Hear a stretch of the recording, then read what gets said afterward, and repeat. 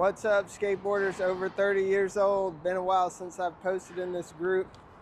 Wanted to give y'all a chance. Here's the QR code for the Auburn Opelika skate park. We're petitioning to get lights put out there. Anyone that would like to contribute just by taking the petition. You know, we're already up to 100. I think that's pretty cool, but we can't do it without your help. So not only sign it yourself, but maybe share it with someone else.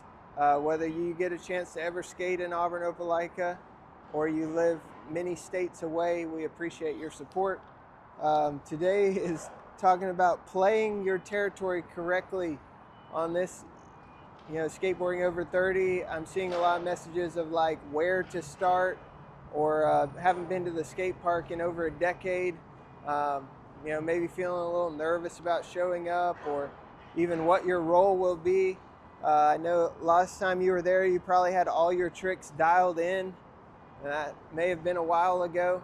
You'll get back into that, don't worry. I recommend 5 successful times at the skate park, not pushing your limits, and then diving into the progression again. But one thing to know is that your role that you play at the skate park can change as your participation changes. Sometimes it may just be showing up and giving a word of encouragement to someone who's already out there. I think that's one of my favorite parts, is stoking somebody else out and believing that they can land it, and then watching them go out there and land it. And really all they need is somebody maybe to hold them accountable or to encourage them. So that in itself is really neat. The first step is just showing up. I know that can look different, whether it be 10 minutes, an hour. Just showing up to the skate park gives you the chance to not only improve your own riding and get back on the board, but maybe share the spotlight or share some knowledge with someone else. When you get into the knowledge portion of skateboarding, I know when we grew up, like, we were so worried about being a poser or knowing posers, or someone saying that the catfish was yay big when it was only so big. Try to stay out of that. Try to stay out of the gossip loop. If you feel like people are talking about you at the skate park, just hopefully they're talking about something good. And anyone's opinion of me is really none of my business. So if you can live with that, you'll never get embarrassed, and you'll never be tempted to say something that you haven't done. We don't want any stolen valor on the skateboard. But also remember that you can't teach what you don't know. So if you don't know it for yourself, how can I coach somebody in order to get them to land it?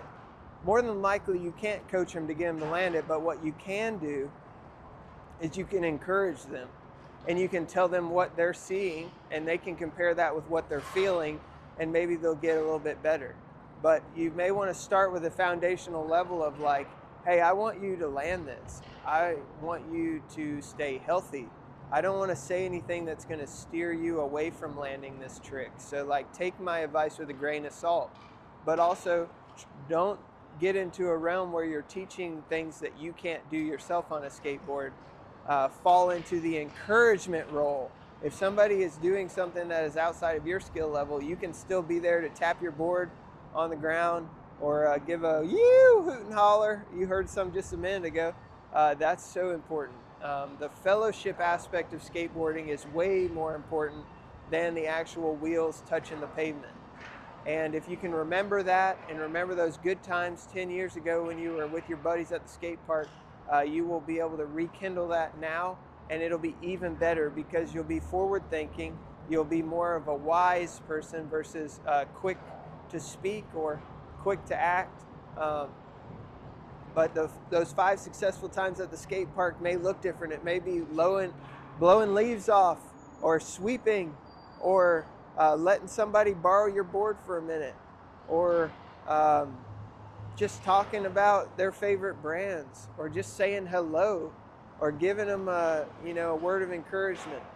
All of those things can be a part of your skateboarding journey, and it doesn't have to be about you and what you can do at the park or wherever you choose to ride. So I'm going to leave you with 1 Thessalonians 5:11.